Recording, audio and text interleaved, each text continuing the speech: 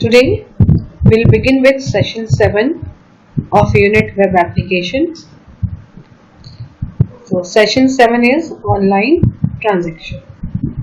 So everybody knows about online transaction nowadays. Everybody perform online transaction. So let us see what is it.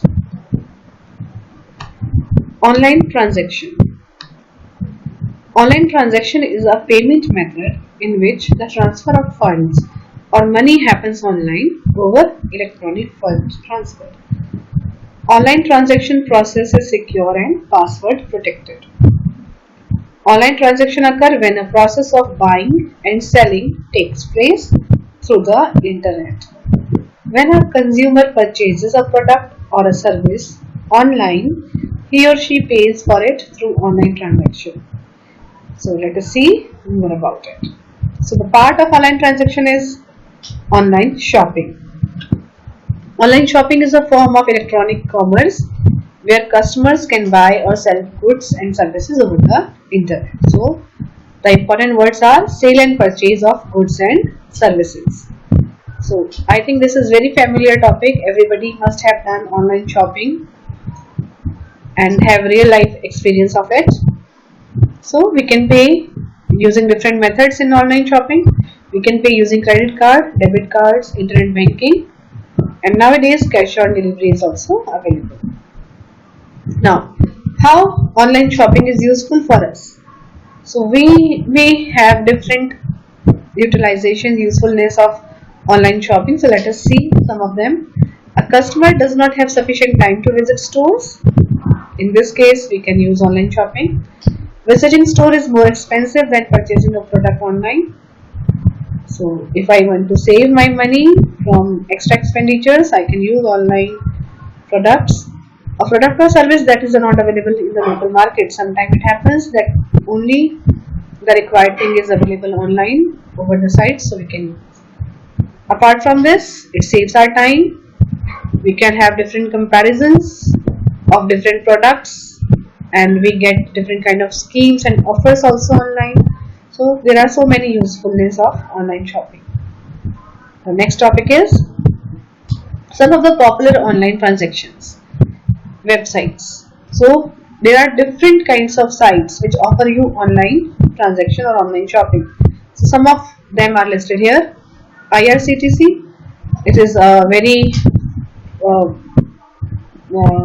famous portal for the ticketing and booking our different kind of tours, and nowadays the travel packages are also there. Flipkart, again very famous online site. eBay, Redbus. So these are some of the examples of online websites which help you to perform online transaction. So what we need to perform online transaction? We need to have a web browser and internet connection. Okay, so these are the requirement of online transaction. Next session is internet security. So as we know that on internet, millions and billions of people are accessing worldwide. Our information is at a risk. So internet security is a big concern nowadays, as everything is almost online. All the services are available online. All the transactions are being done online. So internet security is a major concern. Let us see. So internet security is a branch of computer security specifically related to the internet, often involving browser security but also network security. Its objective is to establish rules and measures to use against attacks over the internet. The internet represents an insecure channel for exchanging information, leading to high risk of intrusion or frauds such as phishing. This session introduces us the internet security concepts. So let us see. Why do we need to secure information? We need to ensure that our passwords, usernames, credit card and other banking information is secure. Because these are the important and personal and private informations that can be used by unauthorized users and they may prove harmful. Now, what is online threat? Online threat is malware program that can target us when we are using internet. These threats include a range of malicious software programs that are designed to infect victims' computer. They may harm our computer system, they may damage our data, steal our information, and misuse our private and personal information. So it is these kind of programs are called online threats. So here are some examples of online threat. Online threats examples are phishing, email spoofing, chat spoofing, adware program, Trojan downloaders, etc. Apart from this, hacking and spyware are there, which are a part of online threats. Now, what are the practices for security? So some of them are listed here. Number one is use strong passwords. As we all know, nowadays every website asks you to have a strong password. We should use different combinations of special characters, capital, small letters, and special symbols to make our password complicated so that it is not easily guessed by anyone. And we should keep in mind that we should not use any simple password like our phone number, our relative names, friend name, or date of birth, etc. So we should use complex password, and we should not use same password for different sites. We should try to change the password. Now, number two, backup your data. What do you mean by backup? Backup means keeping copies of our personal and private information, important information on a separate device. So, when I am keeping that backup on a hard disk or a pen drive or any other media, this is called physical backup. When we keep backup on any web portal, web server like Google Drive or email or cloud computing, then it is called online backup. So we can take either online backup or offline backup, so that in case of the loss of data or damage of data, we can recover it from our backup. So it is very important to keep the backup. Next, number three is use encryption software. Now what is encryption? Encryption means coding the simple language into some difficult pattern so that nobody can read it. So whenever we are having any kind of information, important information that is being sent over the internet, it is suggested to use encryption softwares so that if it is being stolen by someone else, he cannot read it because it is in coded form. So coding the simple text into complex text is called encryption. Next, keeping your username and password private.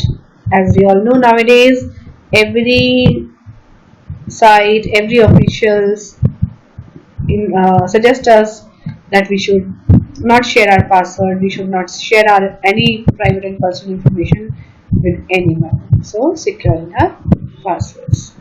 Do not share personal information again. Apart from that, we should not use our personal information with unnecessary or unuseful purpose which are not important for us. So we should not use that. So how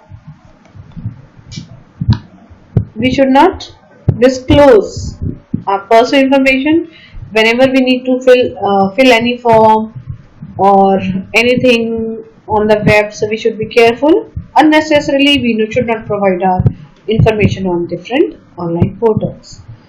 Wherever required, which is important, only then share. Next, secure transaction. Again, if I am doing any kind of online transaction, it should be secure. A valid platform should be used. We should not save our PIN numbers or any other banking information on those portals. So secure transaction is very, very important. Use antivirus and anti-spy software.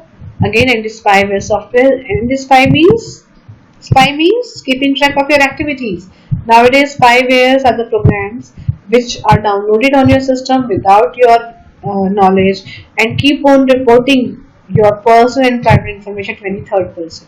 So they may misuse it. So it is very important to use a good antivirus with anti-spyware facility and also keep that update time to time. Next, do not immediately respond to the mails from unknown users. So some kind of phishing mails are being sent nowadays.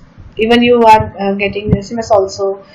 Somebody says that you have won a lottery of 1 million or 2 million and now provide your bank account details and so. So these are all fraud mails. So we should not respond to these kind of mails. Next, install firewalls. Firewalls are the hardware and software which can assist us to keep our computer and network secure.